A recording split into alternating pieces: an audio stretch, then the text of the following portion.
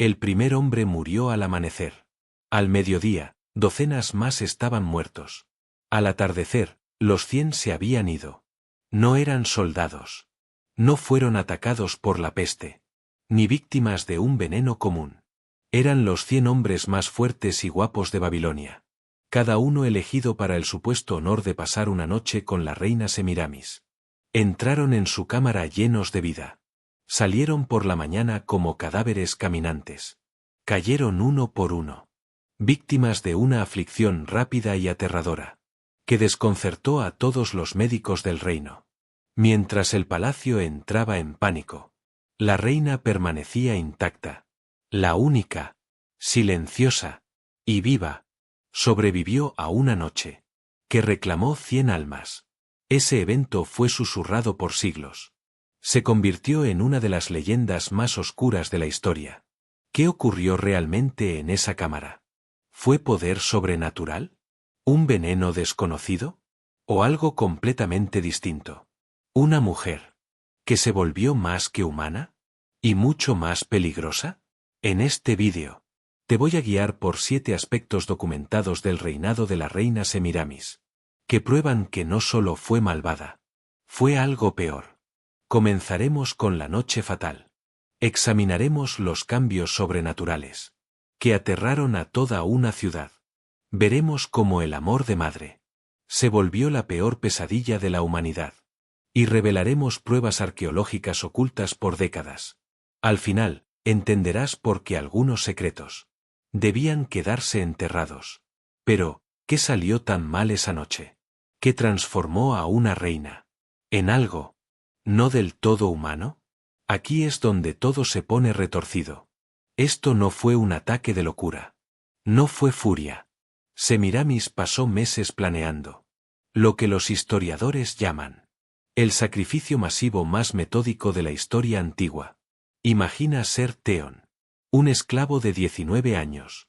Pensó que había ganado la lotería.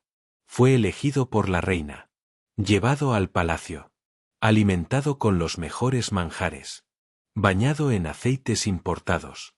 Le dijeron que era especial, elegido, bendecido. Durante 3 meses, él y otros 99 vivieron como príncipes. No sabían que estaban siendo marinados. La preparación no era para honrarlos. Era para purificar su sangre. Para un ritual de transformación. Y lo más inquietante, uno sobrevivió. Y contó exactamente lo que vio. La selección comenzó 6 meses antes. Los registros del palacio muestran los criterios exactos. Hombres jóvenes, entre 16 y 22. Virginales. Físicamente perfectos. Sin familia. Sin nadie que los extrañara. Asesores reales visitaron mercados de esclavos en todo el imperio. Buscaban altura exacta, dientes perfectos, e incluso marcas de nacimiento específicas. Pero espera. Empeora. Vivieron en un ala especial del palacio. Sin carne. Solo granos y hierbas con compuestos psicoactivos. Baños diarios con aceites de Egipto. Incienso de Arabia. Les enseñaron a leer, a escribir, a tocar música. Les dijeron que servirían a lo divino. Les pidieron que escribieran cartas de gratitud. Algunas de esas tabletas aún existen. Cartas llenas de alegría, de honor, de esperanza, sin saber que escribían su propio obituario. La cámara de la reina tardó semanas en prepararse. El suelo cubierto de obsidiana, traída de volcanes lejanos. Cada baldosa inscrita con símbolos, que dolía mirar. Las paredes pintadas con signos preuniformes, anteriores a cualquier lenguaje conocido. Donde antes había una cama, ahora había un altar de granito negro. Y algo que la mayoría no sabe. Los obreros que prepararon la cámara fueron ejecutados, sellados en las paredes, envenenados. La reina no podía arriesgarse. Nadie debía saber el alcance del ritual. La noche del equinoccio de primavera, sin luna en el cielo. El ritual comenzó. En el atardecer, el primer joven fue traído a la cámara. Según la cuenta de Theron, conservada en tabletas ocultas en el templo de Nabu, Cada víctima tomó aproximadamente 6 minutos. El proceso fue metódico. Ritualista. Seguía un patrón preciso, ensayado durante semanas. La reina hablaba palabras en un lenguaje que precede la civilización humana. Lo más inquietante. Las víctimas iban voluntariamente. La preparación los había dejado en un estado de éxtasis religioso. Creían que estaban ascendiendo a la divinidad. Theron sobrevivió a lo que solo puede describirse como un milagro médico. El veneno paralizante, usado en el ritual, derivado de una planta mesopotámica hoy extinta, no lo afectó. ¿La razón? Una rara inmunidad genética. Investigadores creen que tenía una enzima hepática variante que neutralizó la toxina. Pero el veneno solo debía inmovilizarlos. Lo que realmente acabó con sus vidas fue algo mucho peor. Theron fue obligado a quedarse inmóvil. Fingir estar muerto. Entre una creciente pila de cadáveres. Y vio a la reina realizar actos que violarían cada política de contenido. Si los describiera en detalle. Solo diremos esto. Para la víctima número 20. La reina ya no parecía completamente humana. Mientras avanzaba la noche, los fenómenos sobrenaturales se intensificaron. Theron informó que la temperatura en la cámara cayó tan dramáticamente que se formó escarcha sobre las baldosas de obsidiana. A pesar del clima desértico, la oscuridad comenzó a moverse sola, formando figuras que parecían alas masivas. La sangre de las víctimas no se agrupaba normalmente. Fluía en patrones precisos. Hacia el altar. Desafiando la gravedad. Para el sacrificio número 50. Testigos afuera de la cámara escucharon múltiples voces. Hablaban en armonía. Y aunque solo la reina debía estar adentro, los sonidos ya no eran humanos. El descubrimiento llegó al amanecer. Guardias, siguiendo el protocolo, entraron a asistir a su reina. Lo que encontraron hizo que soldados endurecidos vomitaran y huyeran. La reina estaba sentada en el centro, rodeada por 99 cadáveres, dispuestos en un patrón en espiral perfecto. Pero ella había cambiado. Sus movimientos eran demasiado fluidos, como el agua fingiendo ser humana. Sus ojos reflejaban la luz, como los de un depredador. Y cuando habló, su voz tenía armónicos, que las cuerdas vocales humanas no pueden producir. Lo más inquietante, no mostraba signos de fatiga. A pesar de estar despierta toda la noche, parecía más energizada que nunca. Los guardias dijeron que mirarla directamente les causaba vértigo intenso y pesadillas durante semanas. Las creencias antiguas mesopotámicas sostenían que la sangre contenía la fuerza vital. El napistu, consumir la fuerza vital de 100 almas puras, le permitía a un practicante trascender los límites humanos, entrar en un estado entre lo mortal y lo divino. Rituales similares, aunque en menor escala, se documentan en todo el mundo antiguo. Los sacrificios aztecas, el hombre de mimbre celta, los rituales faraónicos egipcios, todos basados en el mismo principio. Pero espera, empeora. Estas no eran supersticiones primitivas. Investigadores de conciencia cuántica moderna han propuesto que estados emocionales extremos pueden afectar la realidad local a través de mecanismos aún no comprendidos. El momento específico era crucial. Luna nueva, conocimiento oculto, equinoccio de primavera, equilibrio entre luz y oscuridad.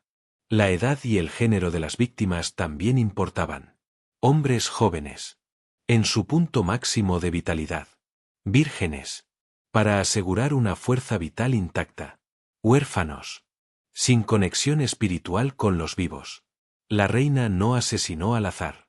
Este fue un diseño cuidadoso. Una tecnología espiritual, hecha para romper las barreras entre humano y divino. Y lo más inquietante, según cada testimonio que tenemos, funcionó. La pregunta no es si ocurrió. La evidencia arqueológica es clara. La pregunta es, ¿cómo? ¿Cómo pudo el poder absoluto corromper tanto que asesinar a 100 jóvenes inocentes? ¿Pareciera razonable? La respuesta está en entender el contexto político. Babilonia, en 810 a.C., no solo era poderosa. Era el centro del mundo conocido. Y cuando gobiernas el centro del mundo, cuando los sacerdotes te dicen cada día que eres semidivina, cuando tienes acceso al conocimiento acumulado por milenios, convertirte en una diosa real deja de parecer locura y empieza a parecer inevitable. Imagina explicarle hoy a alguien que necesitas sacrificar a 100 personas para un ascenso. Nos enojamos cuando alguien se mete en la fila del Starbucks. Pero esto se consideraba un camino legítimo hacia la divinidad. Lo realmente horrible es que todos los involucrados, los guardias, los sacerdotes, el personal del palacio, lo permitieron. Prepararon la cámara. Entregaron a los esclavos. Limpiaron después. Porque cuando tu diosa reina dice que necesita 100 vidas para alcanzar la inmortalidad, aparentemente solo empiezas a hacer cálculos. Te hace valorar que lo peor que tu jefe puede hacer es enviarte un correo pasivo-agresivo. Y no, consumir literalmente tu fuerza vital. Pero aquí es donde el registro histórico se vuelve aún más inquietante.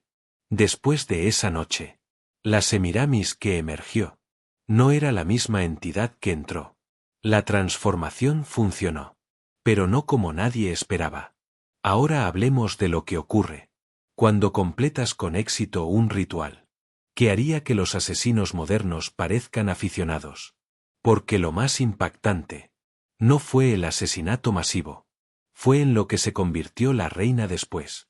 Registros históricos de múltiples fuentes describen los mismos cambios imposibles. Sirvientes del palacio dijeron que dejó de comer comida normal. Sus ojos se volvieron dolorosos de mirar. Literalmente, no metafóricamente. Dolor real. Como mirar al sol. Las sombras a su alrededor se movían solas, sin relación con la luz. Ella hablaba con presencias que nadie más podía ver, en lenguajes que preceden al habla humana. Pero la verdadera pesadilla no eran esos trucos del infierno. Era su nueva habilidad. Ordenar obediencia absoluta. Solo con su voz. Imagina tener un jefe que pudiera anular tu libre albedrío. Con una sola palabra. No es sorpresa que toda la ciudad comenzara a experimentar lo que hoy llamaríamos una enfermedad psicogénica masiva. O tal vez no fue psicogénico en absoluto. Los cambios físicos fueron documentados por múltiples testigos independientes. El médico de la corte, Nabu Sarma, cuyos registros aún existen en tabletas de arcilla, describió imposibilidades anatómicas. La piel de la reina tenía una luminiscencia sutil, visible en habitaciones oscuras. Sus movimientos eran antinaturalmente fluidos. Podía girar la cabeza a 180 grados. Como un búho. El envejecimiento no solo se ralentizó, se detuvo por completo. Sirvientes que la asistieron durante años juraban que parecía más joven después del ritual. Esto es lo que muchos no saben. Transformaciones similares están documentadas en otras culturas. El faraón egipcio Amenhotep IV, ciertos gobernantes mayas, incluso algunos emperadores chinos, todos sometidos a rituales parecidos. Todos mostraban cambios similares. Y todos gobernaban a través del miedo sobrenatural. Pero lo más aterrador fue la voz de comando. Varios relatos describen a la reina hablando palabras que forzaban obediencia inmediata. Un guardia se negó a abrir el tesoro. Ella dijo una sola sílaba. Y él desbloqueó la puerta contra su voluntad. Un sacerdote intentó ocultar textos sagrados. Y sus propias manos los entregaron. Un escriba quiso documentarla en secreto. Pero su estilete escribió alabanzas en lugar de reportes. Pero, espera, empeora. Los comandos no solo afectaban la mente, afectaban el cuerpo. Los guardias dijeron que sus cuerpos se movían, sin su permiso. Realizaban tareas complejas, mientras sus mentes gritaban por dentro. El fenómeno de las sombras Desafió toda ley natural. Sirvientes dijeron que las sombras se movían contra la luz, que mantenían su forma incluso en la oscuridad total, que parecían observar y seguir a individuos por el palacio. Un testimonio describe una mano de sombra saliendo de la pared para estrangular a un sirviente que había hablado mal de la reina. Otro menciona figuras oscuras de pie frente a su cámara, sin que hubiera guardias reales presentes, cortesanos y astrónomos, que intentaron estudiar estas anomalías. Enloquecieron. Decían que las sombras tenían profundidad, y que mirar dentro de ellas era como ver un abismo que te miraba de vuelta. Su dieta también cambió. La reina dejó de comer cualquier comida normal inmediatamente después del ritual. Registros de cocina muestran sus platos intactos durante semanas, pero no mostraba hambre. En su lugar, se realizaban ceremonias de alimentación mensual, en absoluto secreto. Los únicos testigos eran sacerdotes seleccionados, que juraron silencio. Quienes rompían el voto eran encontrados muertos, cuerpos desecados, como si algo les hubiera drenado toda la humedad. Y lo más inquietante, análisis modernos de sus restos muestran daños celulares severos, propios del envejecimiento rápido extremo. Algo había consumido su fuerza vital. El lenguaje prehumano que la reina empezó a hablar desafió todo análisis lingüístico. Escribas reales intentaron registrar sus palabras. No pudieron. Los símbolos dolían al escribir. Causaban calambres y sangrado de nariz. Los sonidos que producía incluían frecuencias fuera del rango humano. Transcripciones parciales revelan algo más. Similitudes con glosolalia, pero con consistencia.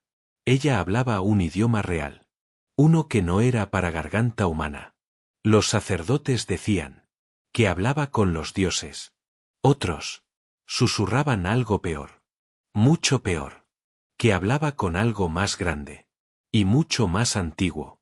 Y los embajadores extranjeros documentaron los cambios de comportamiento masivo en el palacio.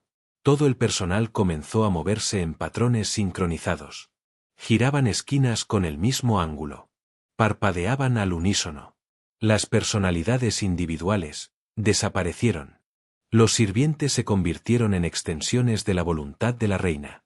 El embajador elamita escribió a su rey: entrar al palacio babilónico es como entrar a una colmena. Cada abeja comparte una solamente. Lo más inquietante, los sirvientes no parecían conscientes de los cambios. Cuando se les preguntaba, insistían que todo era normal. Incluso mientras se movían en perfecta, inhumana armonía. Los antiguos textos mesopotámicos hablan de humanos que alcanzan la divinidad consumiendo esencia divina. Se creía que los dioses mantenían su inmortalidad alimentándose de oraciones y sacrificios. Consumir 100 fuerzas vitales en un solo ritual fue esencialmente hackear el sistema. Semiramis se volvió una deidad localizada, capaz de hazañas sobrenaturales dentro de su dominio. Pero espera, empeora. La transformación no fue estable. Como un programa mal instalado. Su nuevo sistema divino entró en conflicto con su cuerpo humano. El resultado fue una entidad atrapada entre lo mortal y lo inmortal. Ni completamente humana, ni completamente divina. Y cada vez más inestable. Existen registros similares en otras culturas. El emperador azteca Moctezuma II logró divinidad temporal a través del sacrificio masivo. Ciertos emperadores chinos de la dinastía Shang se decía que comandaban a los muertos. El faraón egipcio supuestamente adquirió la habilidad de hablar con dioses, después de un ritual con 77 muertes. Pero aquí está lo que pocos entienden. Esto no eran mitos, ni propaganda. La evidencia arqueológica apoya fenómenos inusuales. Alrededor de estos gobernantes, tumbas masivas con señales de ritual, cambios arquitectónicos sobrenaturales, transformaciones inexplicables en arte. Imágenes de gobernantes. Con rasgos que no eran humanos. Y las ventajas políticas eran obvias. ¿Quién se rebelaría contra una reina? ¿Que puede controlar tu cuerpo con una palabra? ¿Qué enemigo invadiría? Si tu reina controla sombras. ¿Y habla la lengua de los dioses? La transformación, fuera real o fingida, hizo a Semiramis intocable. Pero el poder corrompe. Y el poder sobrenatural absoluto. Corrompe sobrenaturalmente. La reina comenzó a usar sus habilidades. No solo para gobernar, sino para fines más retorcidos. Registros del palacio sugieren ceremonias que hacen que el ritual original parezca benigno en comparación. Hoy, si tu CEO hablara lenguas y controlara mentes, llamarías a recursos humanos y probablemente al FBI. Pero en la antigua Babilonia, eso era un martes cualquiera para una reina diosa. Lo más inquietante es cuán normal se volvió todo. Los sirvientes mencionaban sus ceremonias de alimentación mensual, como si fueran eventos de calendario. Oh, no puedo asistir ese día. La reina va a consumir esencia etérea en la sala del trono. Hace que nuestras quejas modernas sobre el ambiente laboral tóxico parezcan adorables. Al menos tu jefe no puede literalmente controlar tu cuerpo con comandos demoníacos. Pero el poder absoluto, combinado con habilidades sobrenaturales, creó un problema nuevo para Babilonia.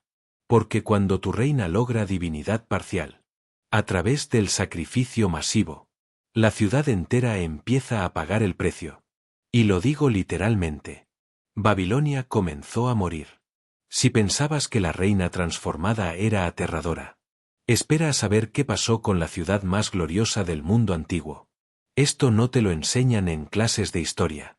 A veces, cuando un gobernante se convierte en abominación, todo su reino sufre las consecuencias. Después de la transformación de Semiramis, Babilonia experimentó lo que solo puede llamarse una plaga sobrenatural.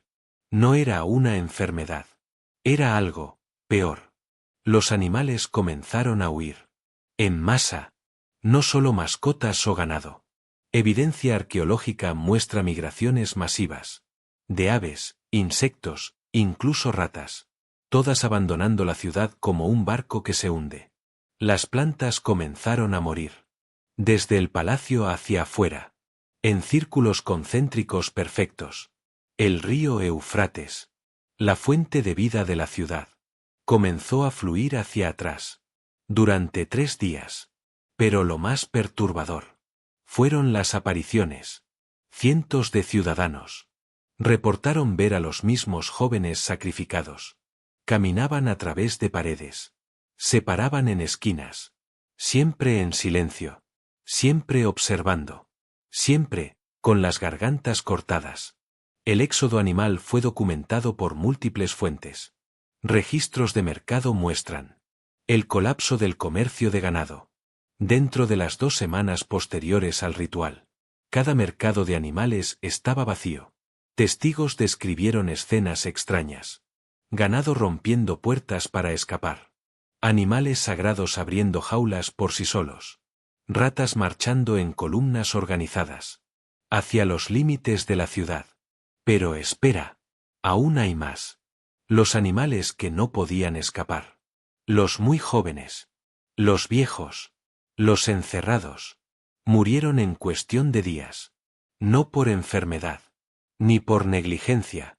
Murieron por lo que los textos veterinarios describen como agotamiento espiritual. Simplemente, dejaron de vivir. Como si la ciudad misma se hubiera vuelto antitética a la vida. La espiral de muerte botánica siguió un patrón preciso. Los jardines del palacio murieron primero. Desde la cámara de la reina, la muerte se extendió hacia afuera. En círculos matemáticamente perfectos. Cada anillo avanzaba exactamente 13 codos por día. Las plantas no se marchitaban. No se descomponían. Se convertían en cenizas. Mientras aún estaban enraizadas. El archivo botánico real, mantenido por siglos, registró la destrucción total. de especies que habían crecido desde la fundación de Babilonia, palmas antiguas, que habían sobrevivido a sequías y a inundaciones. Se convirtieron en polvo. Durante la noche, los famosos jardines colgantes, una de las maravillas del mundo, se transformaron en terrazas de polvo gris, en menos de un mes. Pero el río Eufrates, ese fue otro horror. Durante 3 días, tras las primeras muertes botánicas, el gran río revirtió su flujo. Pescadores reportaron que el agua corría río arriba, con tanta fuerza, que volcaba sus barcos. Pero esto es lo que pocos notaron. El agua en sí había cambiado. Corría espesa como aceite, oscura como la medianoche, tan fría, que causaba congelación en pleno desierto. Los peces murieron por miles. Sus cuerpos mostraban descomposición acelerada, aunque estaban recién muertos. Y cuando el río volvió a su flujo normal, no volvió solo. Traía cosas que no debían existir. Piedras que susurraban. Plantas acuáticas con ojos. Peces con demasiadas bocas. Las apariciones de los 100 comenzaron pocos días después del ritual. Al principio, solo los que participaron en la preparación reportaron avistamientos. Un guardia que escoltó a las víctimas vio a los jóvenes parados en las esquinas, solo visibles en la visión periférica. Un sirviente que preparó los aceites rituales encontró figuras fantasmales en su cocina, siempre observando. Pero espera, empeora. Los avistamientos se expandieron como un contagio. Pronto, ciudadanos comunes, sin ninguna conexión al palacio, reportaban las mismas visiones. Siempre los mismos jóvenes. Siempre con las heridas del sacrificio. Siempre en silencio. Pero de alguna manera, acusadores. Niños dibujaban imágenes de los visitantes, antes de que sus padres los vieran. El patrón de apariciones seguía la espiral de cuerpos del ritual. La primera aparición ocurrió donde murió la víctima número 1. La segunda, donde cayó la segunda. Así, la espiral se extendía por la ciudad. Una recreación perfecta del patrón de muerte. De la reina. Cuando los 100 se manifestaron, formaban una espiral sobrenatural. De vigilancia total. Los ciudadanos dijeron sentirse constantemente observados. La sensación de miradas se volvió universal. La gente comenzó a caminar con la cabeza baja. Temían cruzar miradas con algo que no debía existir. Pero claramente existía. Toda la ciudad sufría perturbaciones del sueño. Todos tenían las mismas pesadillas. Miles soñaban con una cámara oscura, rodeados de jóvenes con gargantas cortadas, incapaces de moverse, incapaces de gritar. Mientras algo se acercaba, desde las sombras, los niños se despertaban a la misma hora exacta cada noche, 3:33 de la madrugada, gritando sobre los chicos rotos. Los adultos desarrollaron insomnio crónico. Preferían no dormir antes que arriesgarse a soñar.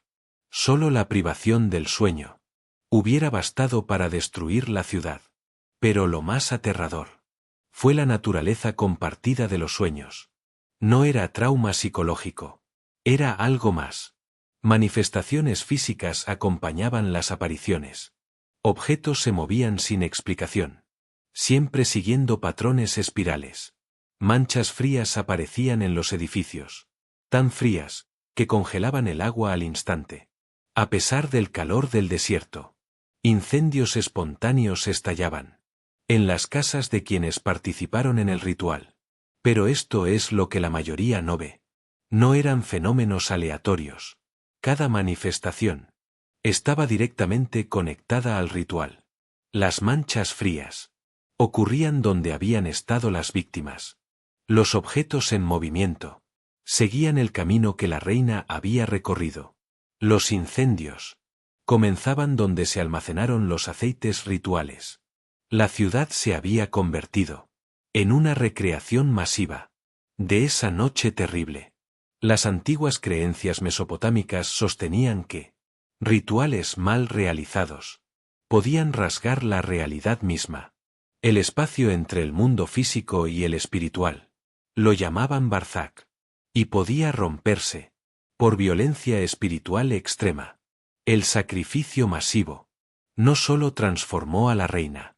Rompió el tejido de la existencia. Alrededor de Babilonia. Conceptos similares existen en muchas culturas. La idea griega de miasma. Una contaminación espiritual. Que se manifiesta físicamente. El concepto chino de Saki. Energía dañina que se acumula en lugares de gran sufrimiento. La creencia celta en lugares delgados. Donde el otro mundo sangra a través del nuestro. Pero Babilonia se había convertido en algo peor que un lugar delgado.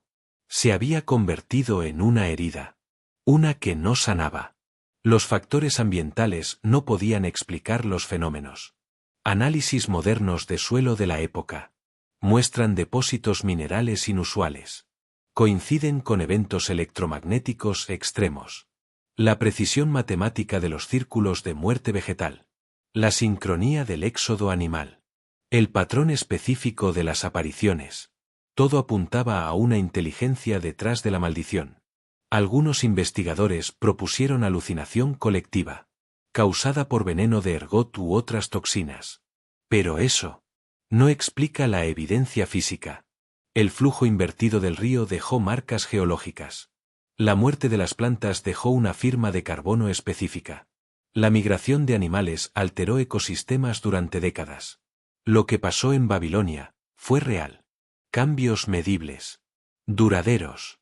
Las implicaciones políticas intensificaron la crisis sobrenatural.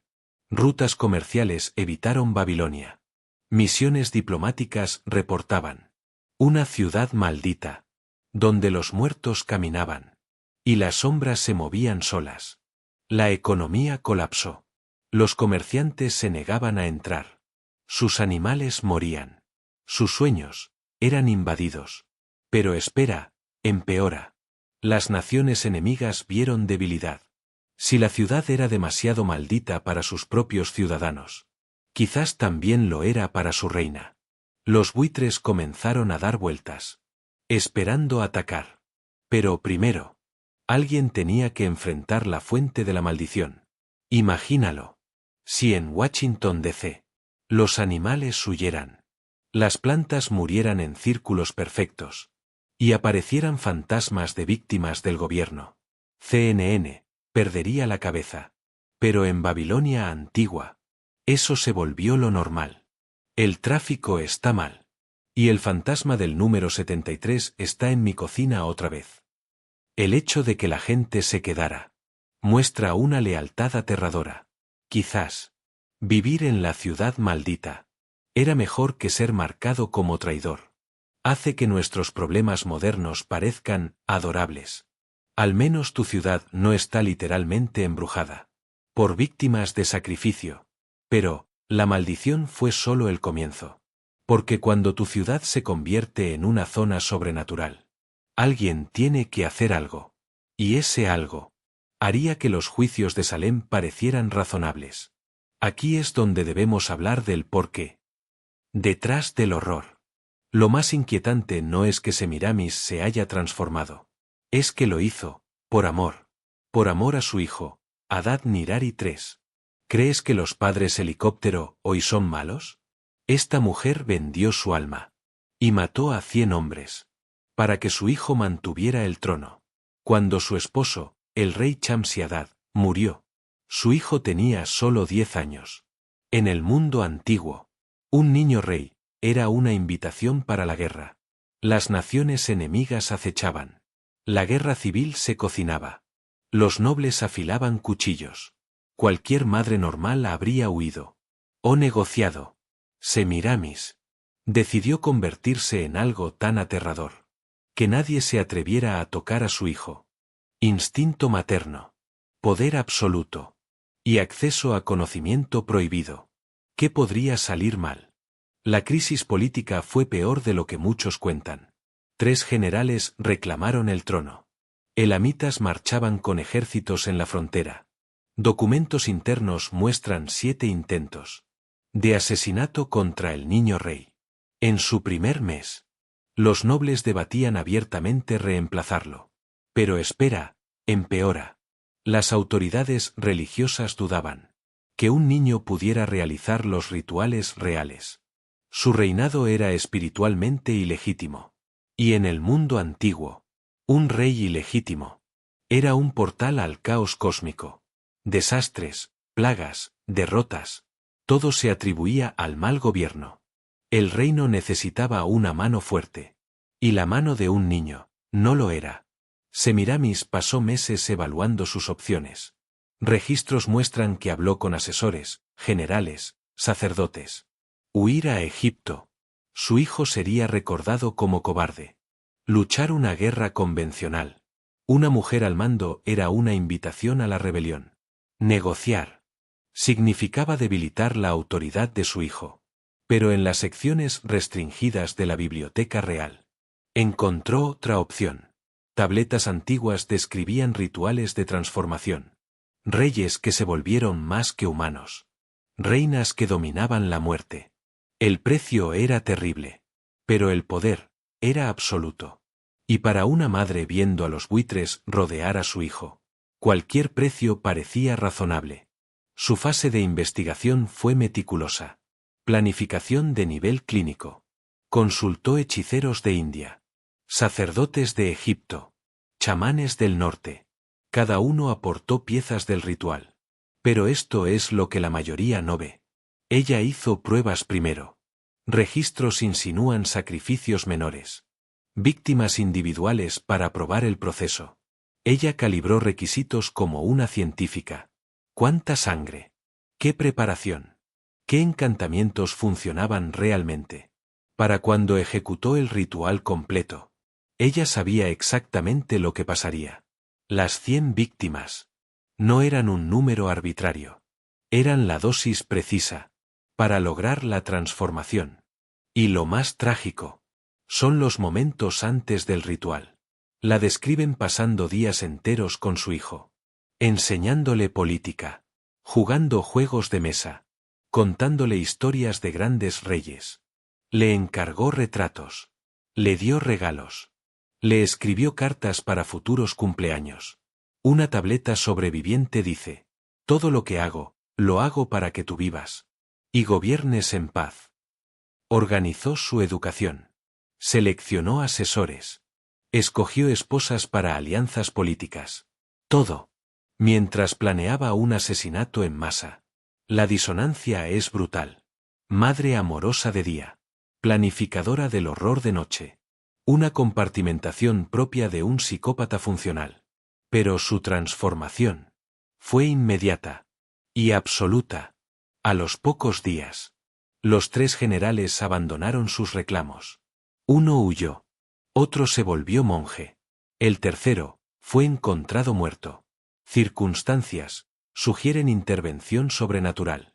Los ejércitos elamitas se retiraron. Su rey alegó haber recibido advertencias en sueños. Pero espera, empeora. Los nobles que planeaban contra Hadad comenzaron a apoyarlo. Con sospechoso entusiasmo. Algunos confesaron crímenes que nadie había acusado. Otros desaparecieron, dejando notas sobre la expiación. El mensaje estaba claro. Amenaza al hijo de la reina. Y enfrentas algo peor que la muerte. Desde la perspectiva del joven Hadad, la transformación de su madre debió ser traumática. Documentos de su reinado posterior hacen referencia a los años oscuros. Cuando su madre llevaba otra cara. Él describe tener miedo de mirar a sus ojos. Escuchar voces que no estaban allí, cuando ella hablaba. Sentir frío en su presencia, incluso en pleno verano. Y, sin embargo, también escribe sobre su feroz protección. Como los enemigos huían al oír su nombre. Como nadie se atrevía a levantarle una mano. Lo más inquietante. Parece que entendió. Y aceptó el precio que ella pagó. Una tableta dice: mi madre renunció a su humanidad, para que yo pudiera conservar la mía. Yo gobierno, porque ella estuvo dispuesta a convertirse en lo que otros no podían enfrentar. La cultura del antiguo cercano Oriente Ponía el deber materno por encima de todo. Una madre que no protegía a sus hijos enfrentaba muerte social. Pero las expectativas iban más allá de la simple protección. Se esperaba que las madres aseguraran el futuro de sus hijos, por cualquier medio necesario. Historias abundaban. Madres que se vendieron a la esclavitud para alimentar a sus hijos, que mataron amenazas, que hicieron pactos con demonios. Estos no eran cuentos de advertencia, eran ejemplos de devoción. En este contexto, la transformación de Semiramis representaba el sacrificio materno definitivo. Renunció no solo a su vida, sino a su humanidad. La lógica era retorcida, pero seguía un patrón racional. Si el poder protegía a los hijos, entonces el poder absoluto protegía absolutamente. Si el miedo disuadía amenazas, el miedo sobrenatural las erradicaba. Si el sacrificio traía favor divino, el sacrificio final traía favor total. Cada paso hacia la monstruosidad podía justificarse por amor materno. Pero esto es lo que la mayoría no ve. Esa trampa lógica ha atrapado a padres por toda la historia. ¿Cuántas atrocidades se han cometido por amor? ¿Cuántos horrores se han justificado por proteger a un hijo? Semiramis solo tenía los medios para llevar esa lógica hasta el final. Ella se convirtió, literalmente, en un monstruo para proteger a su hijo. Y lo hizo. El precedente que estableció influyó en madres reales durante siglos. Madres egipcias comenzaron rituales de sangre. Madres chinas consultaron fuentes oscuras. En Roma, se decía que madres imperiales practicaban artes prohibidas para asegurar los reinados de sus hijos. El mensaje se había esparcido. El amor materno absoluto significaba la voluntad de cometer el horror absoluto. Pero espera, empeora. Estas imitadoras carecían del conocimiento completo. Sus intentos fallidos crearon tragedias nuevas. Rituales incompletos que mataron a las madres. Transformaciones fallidas que crearon monstruos sin mente. Hijos, huérfanos por el intento de salvarlos. Semiramis había abierto una puerta que otros no pudieron cerrar. Los padres helicóptero de hoy pueden pagar tutores o sobornar universidades. Semiramis decidió convertirse en un horror eldritch para asegurar el futuro de su hijo. Pone en perspectiva las publicaciones vergonzosas de Facebook de tu mamá. Mi mamá comenta en todas mis fotos. Versus. Mi madre consumió 100 almas y habla lenguas prehumanas. Pero aquí está la verdad más terrible. En su mente, ella era una buena madre. Cada atrocidad fue un acto de amor. Cada poder sobrenatural que ganó significaba más protección para su bebé.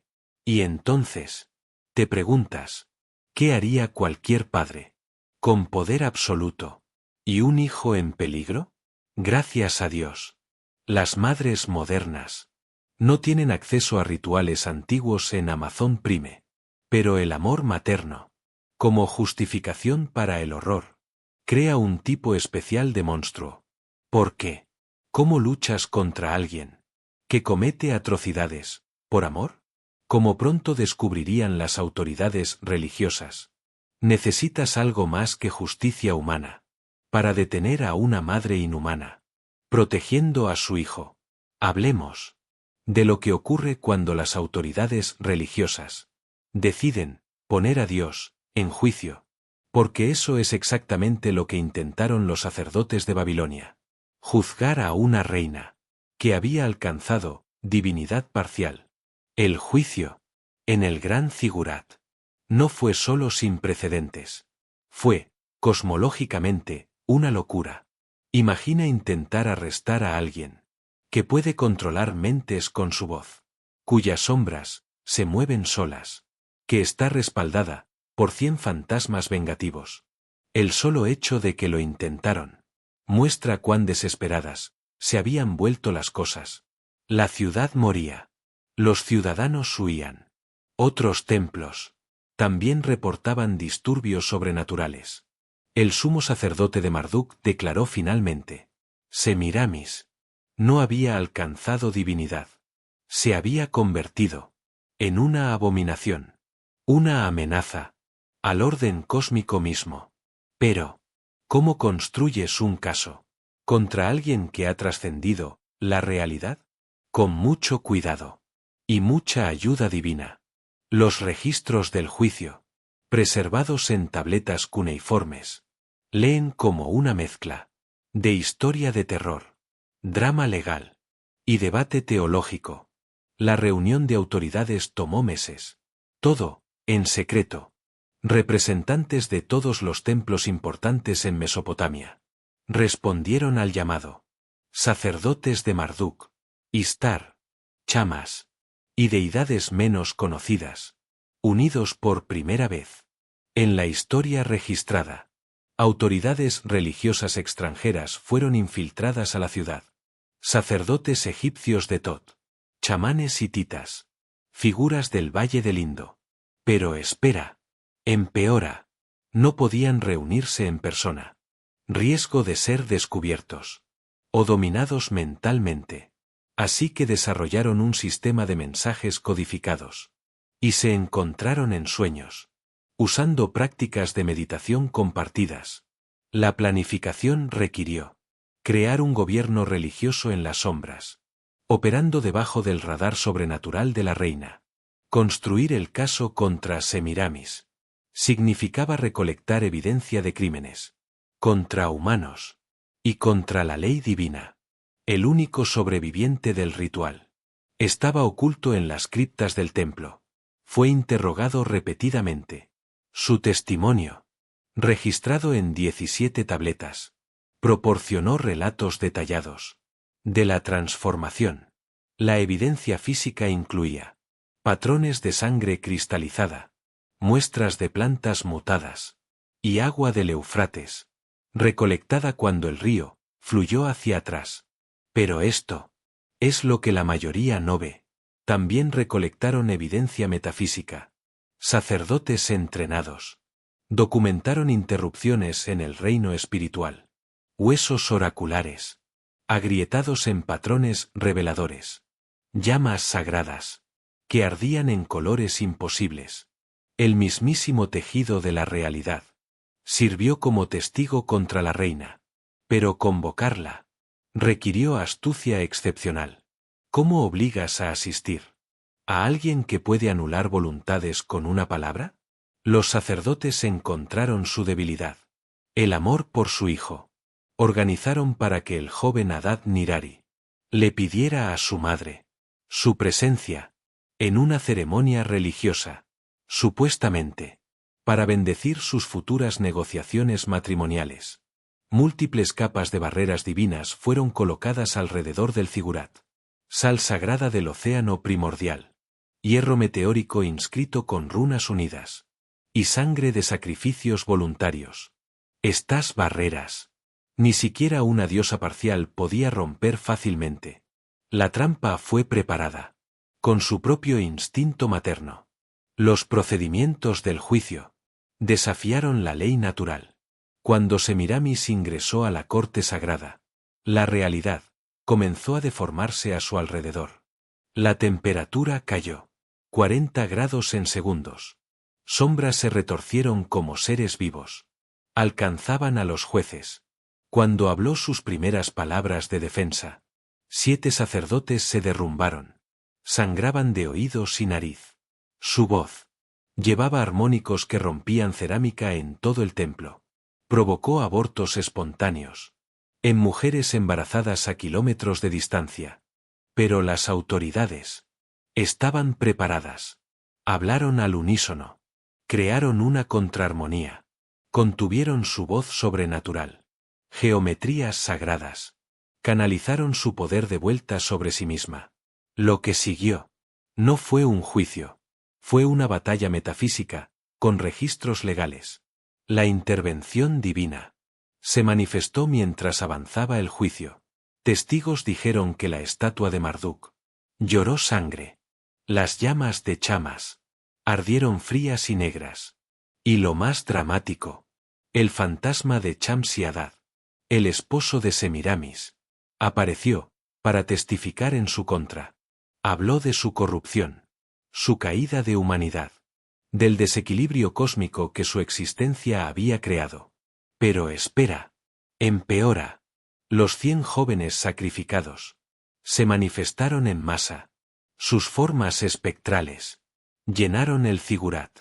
Permanecieron en silencio. Pero su presencia era una acusación imposible de ignorar. Incluso la confianza sobrenatural de Semiramis vaciló. Por primera vez desde su transformación, mostró algo parecido al miedo.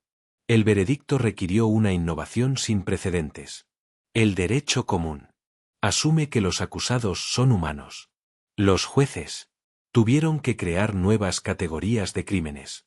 Intento estimado de corrupción de la realidad. Consumo de almas, con malicia. Debatieron si alguien, que había trascendido la mortalidad, debía seguir sujeto a la ley mortal. Las implicaciones teológicas eran enormes. Si alcanzar la divinidad excusaba todos los crímenes cometidos en el proceso, otros podrían ser tentados a intentar lo mismo. Pero si los dioses podían ser juzgados por mortales, ¿eso disminuía la autoridad divina? Los jueces deliberaron 3 días. Mientras tanto, Semiramis permaneció atada por barreras divinas y voluntad colectiva. La sentencia fue más allá de la ejecución. La muerte no significaba nada para alguien que había consumido 100 almas y alcanzado divinidad parcial. Así que el tribunal decretó aniquilación espiritual total. No solo su cuerpo, su alma, su memoria, su posibilidad misma de resurrección. El método, fuego sagrado. Pero no llamas comunes. 7 fuegos diferentes. La llama purificadora de Chamas. El fuego devorador de Gibil. El fuego celestial de Anu. Y otros. Cada uno dirigido a un aspecto diferente de su ser transformado. La ejecución sería pública, para restaurar la fe y enviar un mensaje. Incluso los dioses pueden enfrentar justicia. La tradición mesopotámica se centraba en compensación, no castigo. Asesinato requería dinero de sangre. Robo exigía restitución. Pero algunos crímenes trascendían la justicia común. Violaciones del orden cósmico amenazaban no solo a la sociedad, sino a la existencia misma. El Código de Hammurabi mencionaba estos crímenes de forma velada. Prescribía castigos que parecían excesivos, hasta que entendías que no estaban dirigidos a humanos.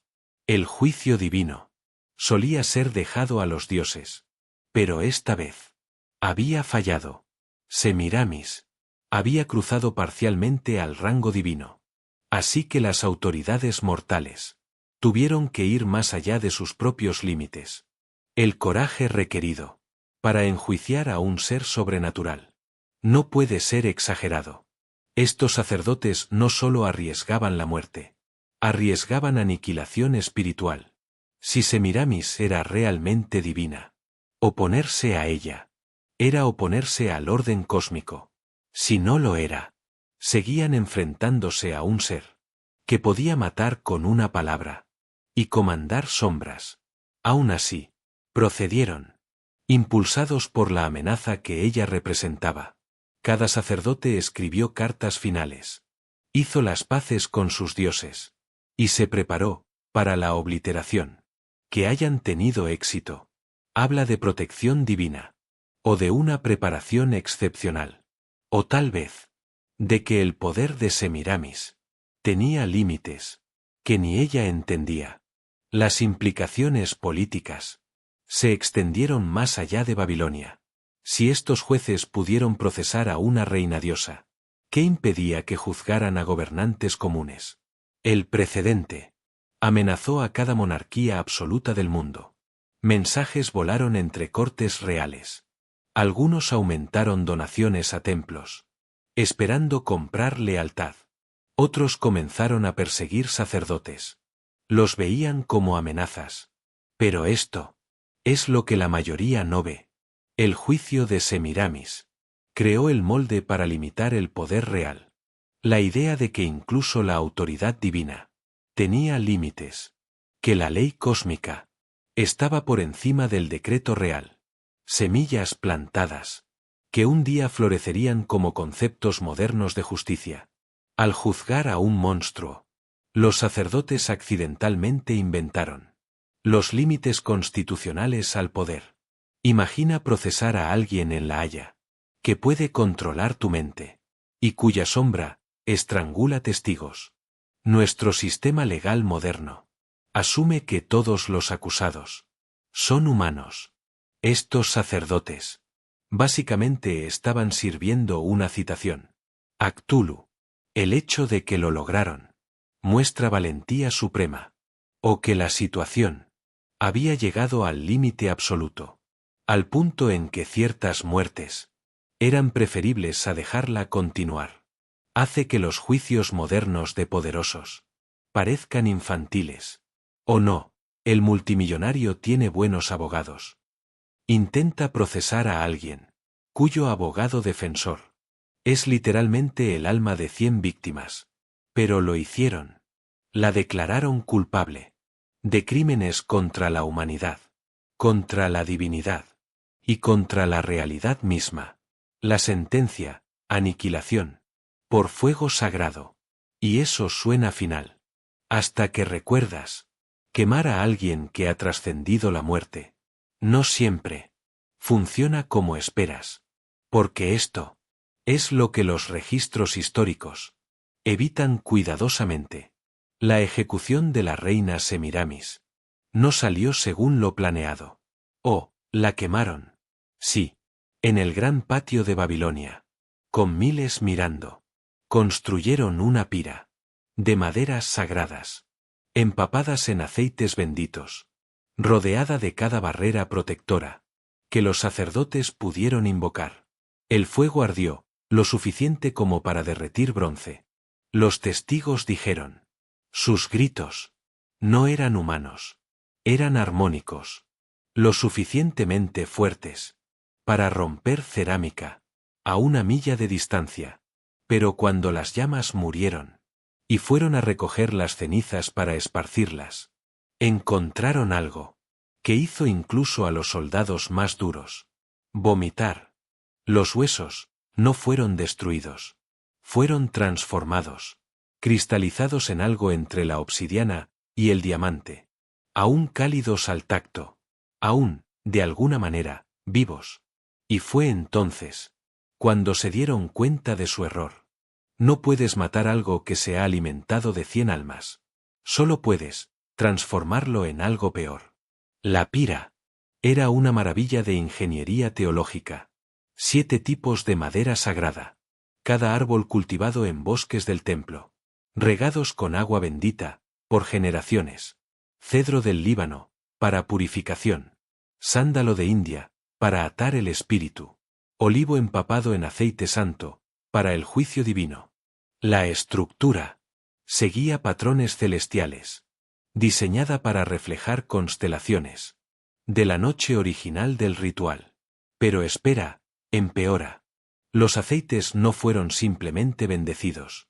Fueron creados con rituales elaborados. Sacerdotisas vírgenes pasaron meses preparando cada componente. La receta, conservada en archivos del templo, requería ingredientes que parecían sacados de la lista de compras de una bruja. Lágrimas de inocentes, sangre ofrecida voluntariamente, agua de 7 ríos sagrados. Cada elemento diseñado para asegurar la destrucción total del cuerpo y del alma. El ritual vinculante casi falló. Cuando la escolta llevó a Semiramis a la pira, su voz de mando casi rompió las barreras. 3 sacerdotes murieron, sosteniendo el escudo espiritual. Otros envejecieron en minutos. Su cabello se volvió blanco mientras cantaban. Pero el verdadero horror vino cuando forzaron a su hijo Adad Nirari. A pronunciar las palabras finales del vínculo. La reina, que se convirtió en monstruo por amor a su hijo, solo podía ser atada por el rechazo de ese mismo hijo. Los testigos describen la mirada entre ambos. Él lloraba mientras hablaba las palabras rituales. Ella sonreía, con lo que quizás era orgullo. Incluso cuando las cadenas de luz divina envolvieron su cuerpo transformado. El proceso de quema desafió la física.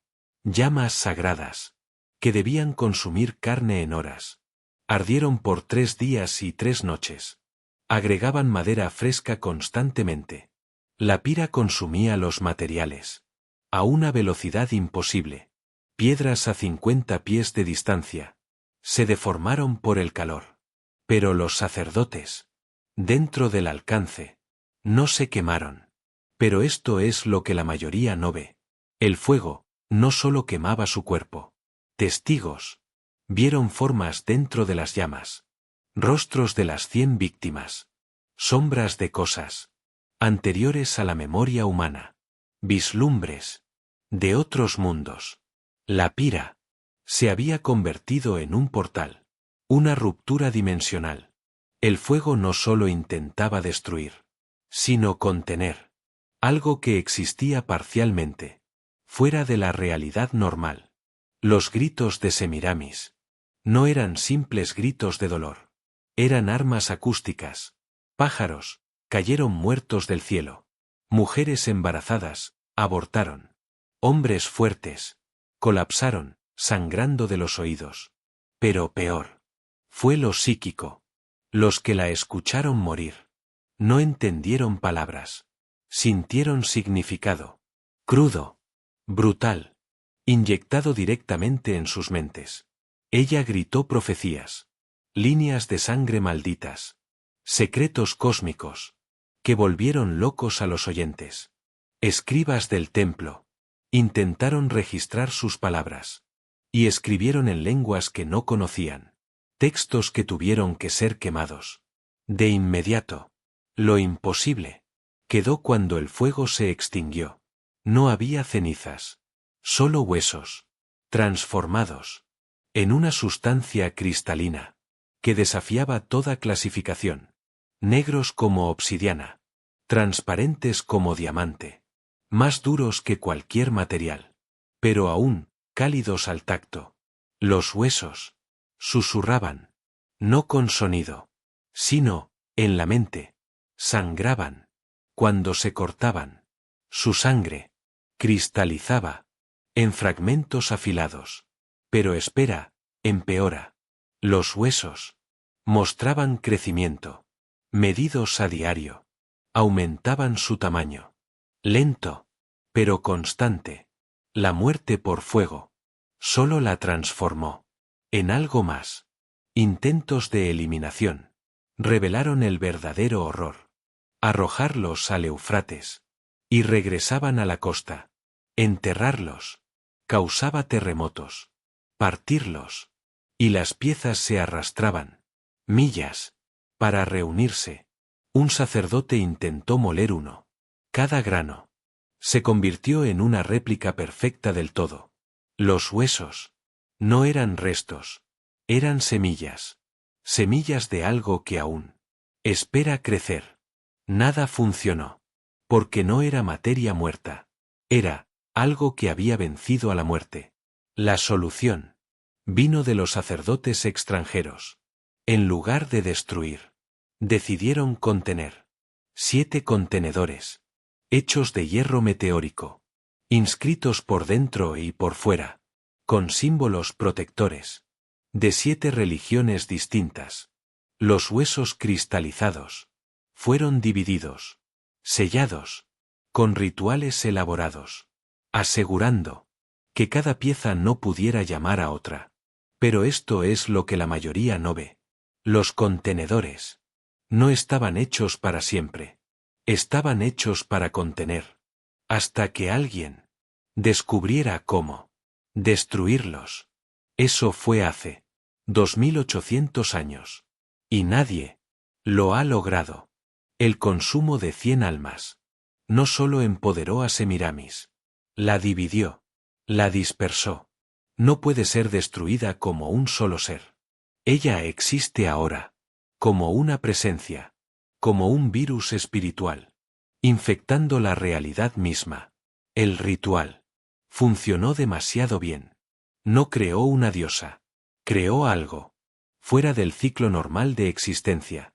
El fuego no la purificó, solo le arrancó el disfraz humano. Reveló lo que había debajo.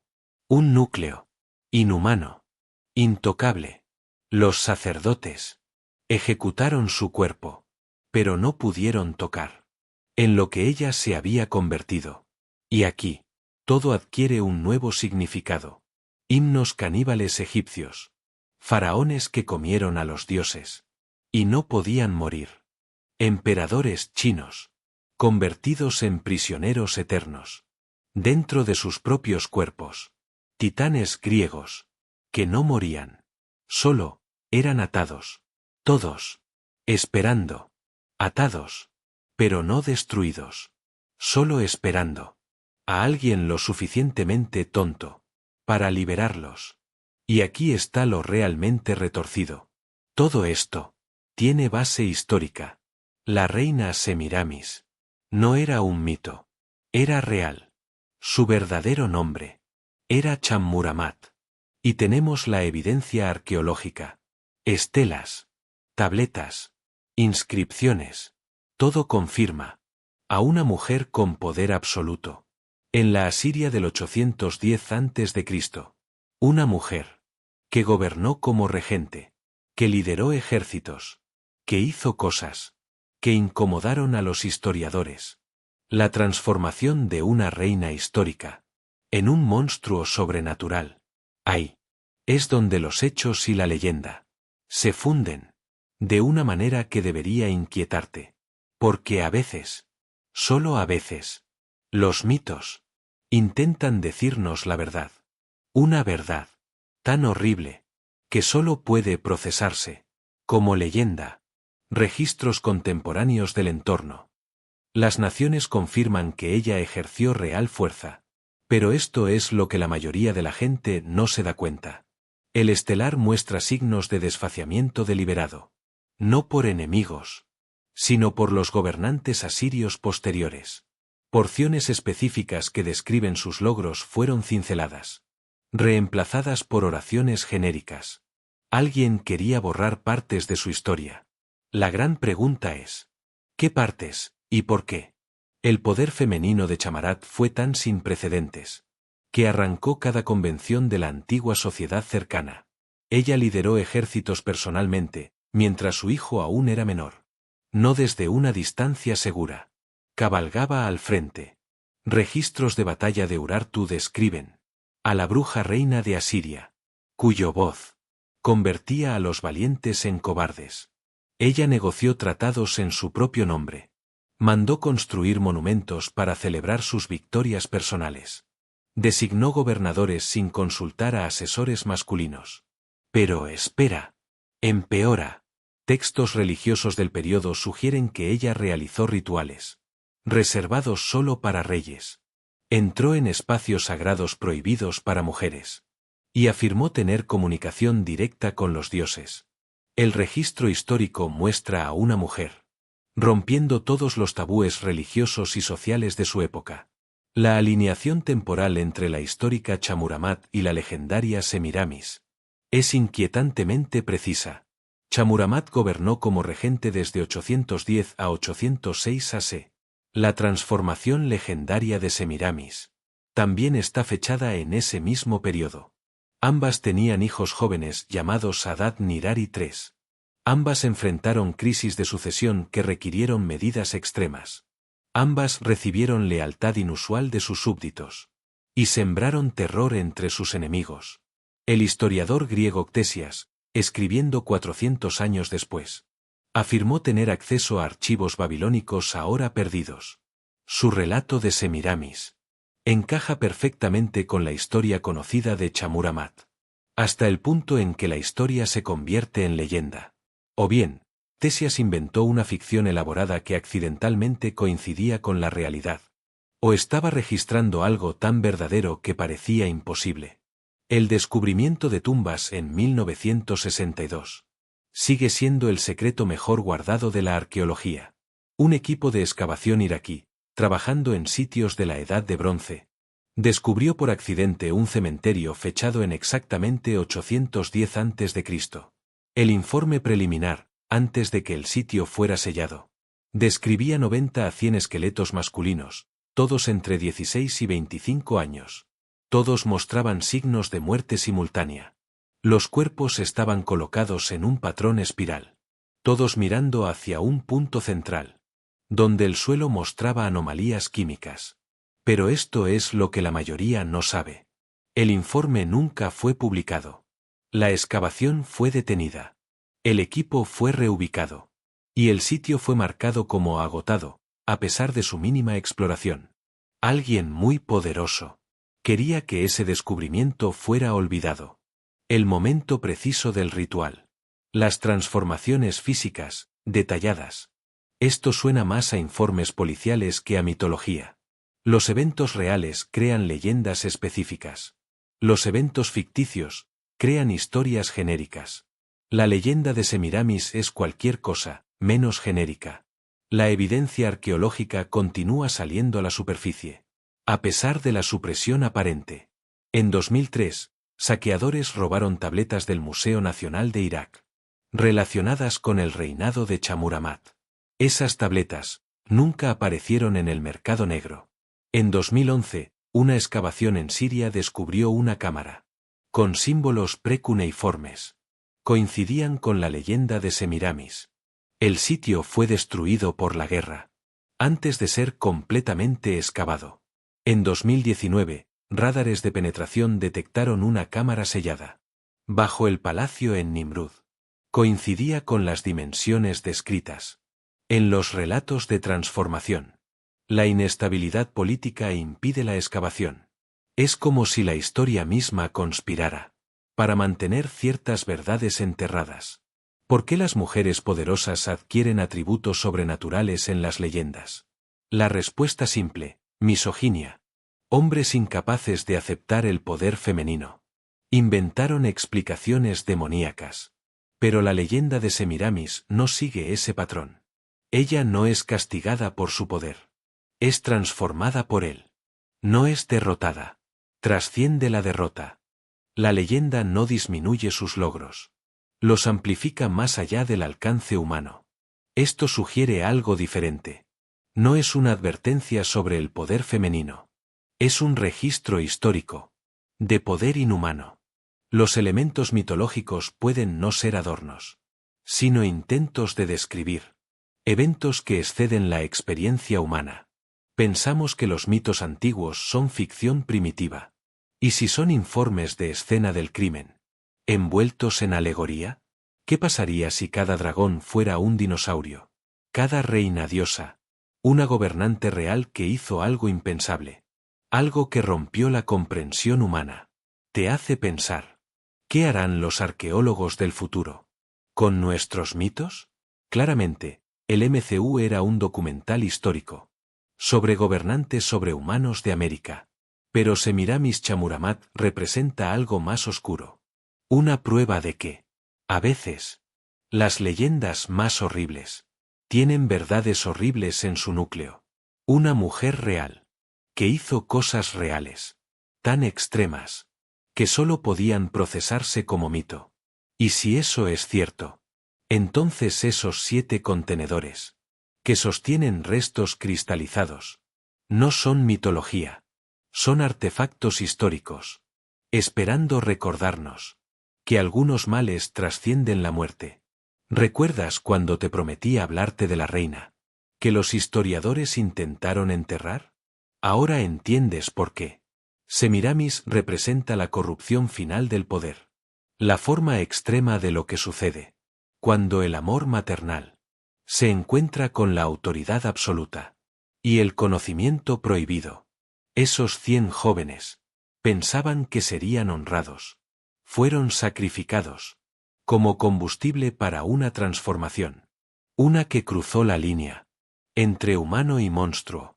Theron, el sobreviviente, pasó sus años intentando convencer al mundo. Murió solo. Y loco. Nadie quería creer.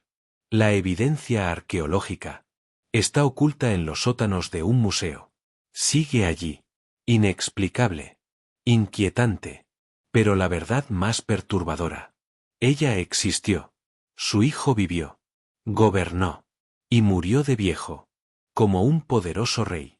En su lógica retorcida, cada horror fue justificado. 100 vidas por un trono. Una ciudad maldita para salvar a un niño. El alma de una madre. Por el futuro de su hijo.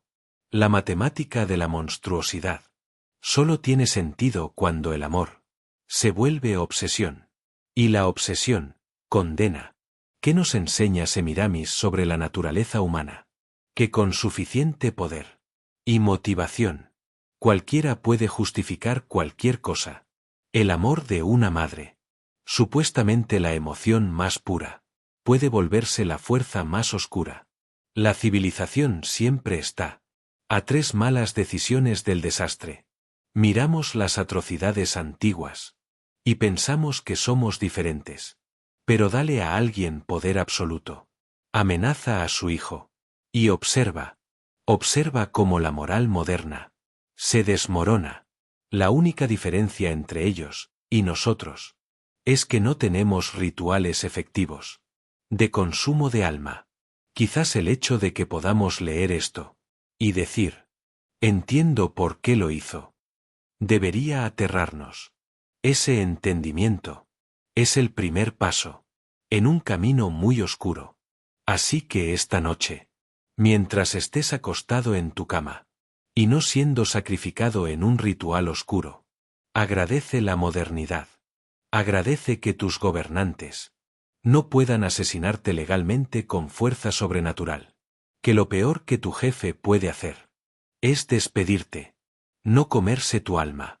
Que el amor de madre en tu vida significa fotos vergonzosas de bebé, no maldiciones sobre ciudades enteras.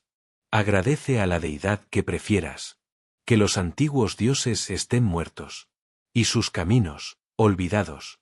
Porque en algún lugar, 7 piezas de hueso cristalizado, todavía susurran, en lenguas más antiguas, que la humanidad misma.